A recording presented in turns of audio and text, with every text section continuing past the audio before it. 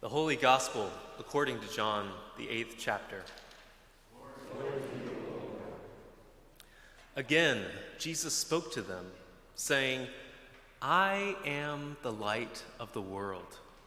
Whoever follows me will never walk in darkness, but will have the light of life. Then the Pharisees said to him, You are testifying on your own behalf. Your testimony isn't valid.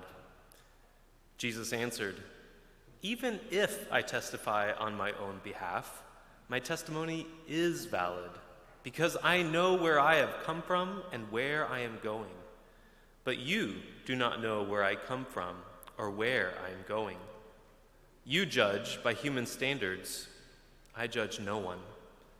Yet even if I do judge, my judgment is valid, for it is not I alone who judge, but I and the Father who sent me. In your law it is written that the testimony of two witnesses is valid. I testify on my own behalf, and the Father who sent me testifies on my behalf. Then they said to him, Where is your Father? Jesus answered, You know neither me nor my Father. If you knew me, you would know my Father also. He spoke these words while he was teaching in the treasury of the temple, but no one arrested him because his hour had not yet come. The Gospel of the Lord. Praise to you, O God. You may be seated.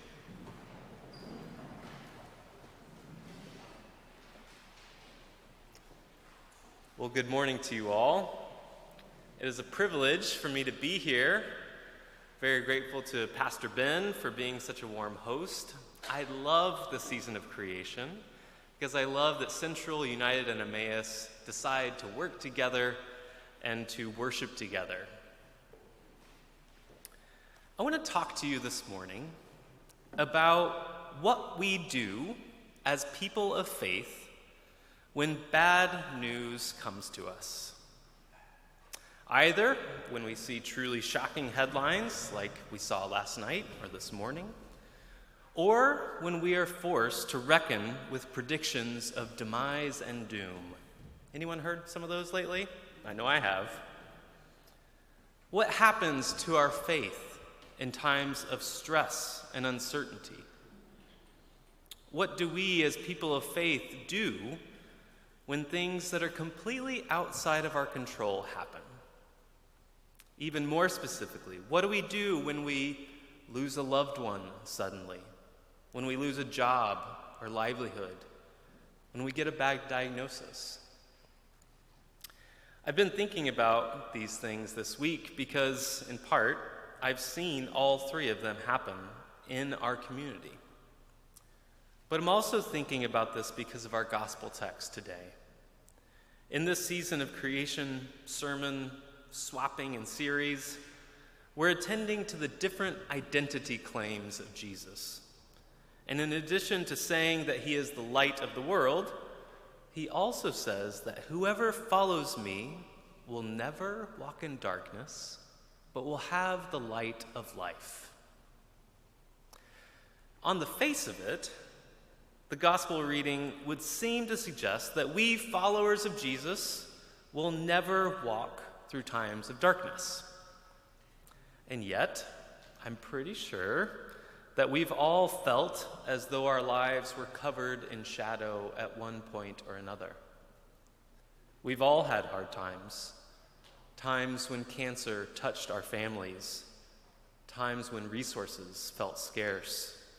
Times when relationships were frayed.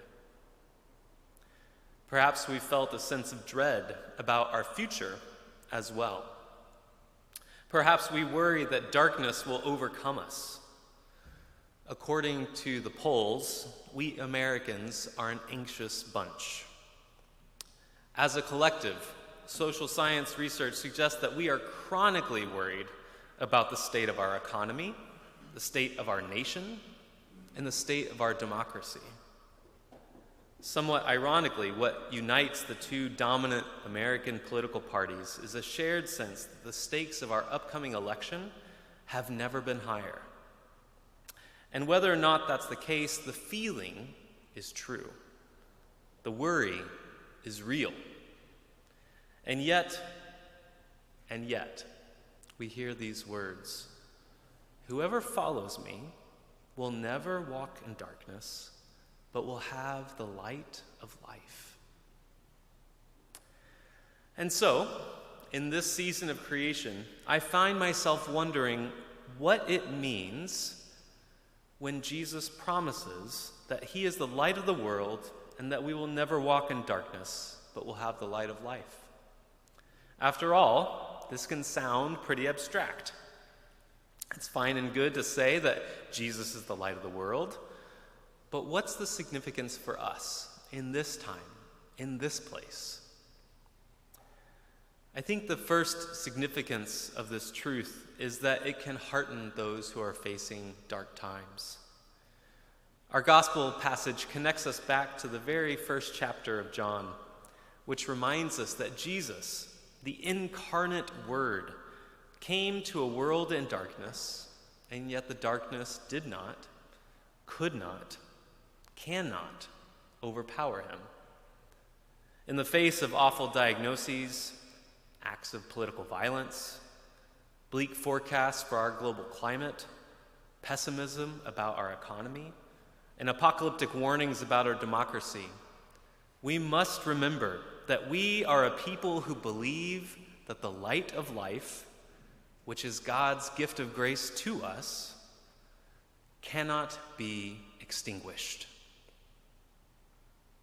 Grave predictions may be true, and yet we will not be left in darkness. As the Apostle Paul put it, we might be pressed, but we will not be crushed, struck down, but not destroyed.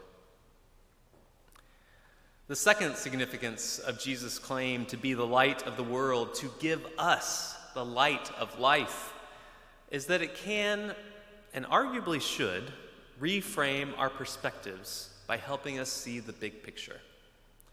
John's gospel likes to take us to the scale of the cosmic to remind us of God's deep love for the cosmos, the world, its rhythms and seasons. In this season of creation, we are reflecting on how intimately intertwined we all are with creation, with its rhythms and seasons, planting and harvest. And our gospel passage today actually places Jesus in Jerusalem for the Feast of Tabernacles, which was itself originally a celebration of the incoming harvest. Jesus has come to the great temple complex of Jerusalem, recently renovated by Herod the Great. It's an absolutely massive structure that completely dominated the skyline of that ancient and holy city. The ancient Jewish historian Josephus describes the temple complex as being adorned with so much gold that when the sun was burning bright, there was no more dazzling sight in the world. During the Feast of Tabernacles, Josephus also tells us that at night, the priests would light countless floating wicks in great bowls of oil, elevated on the four corners of the temple so that the people could see the temple from miles around.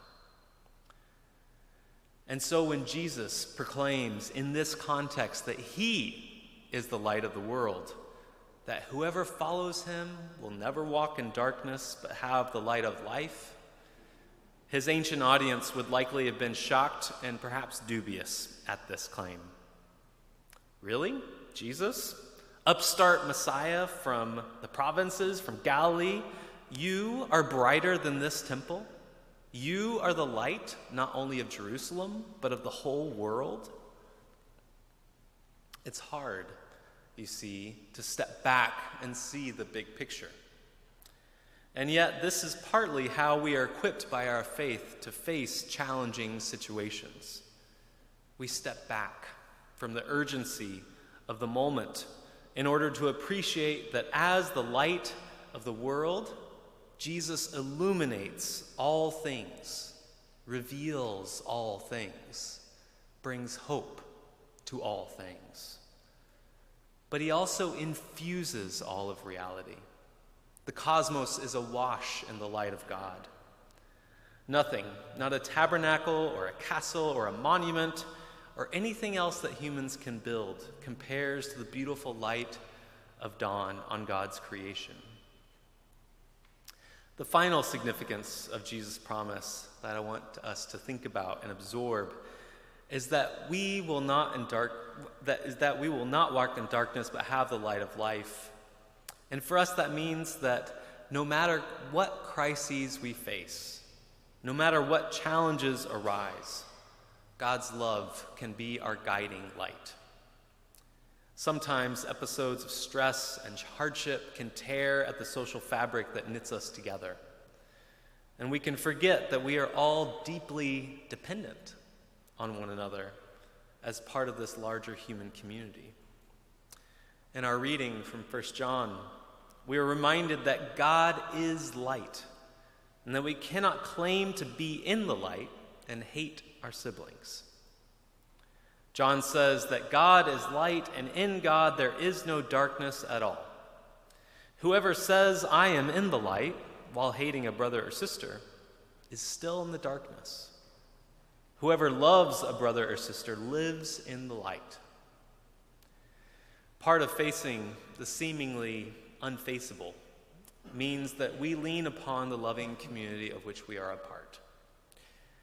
We live in the light when we choose to love the people around us. And we take hope in knowing that the power of God's love is at work in the world. As the author of 1 John writes, the darkness is passing away and the true light is already shining. And we see this in countless ways. We witness God's light at work in our communities, in the mutual care that happens in maybe small groups, maybe today in the sanctuary, in service projects, in coffee hours, and calls to check in on each other. We witness God's light in each other's faces, in the concern and care that we show each other.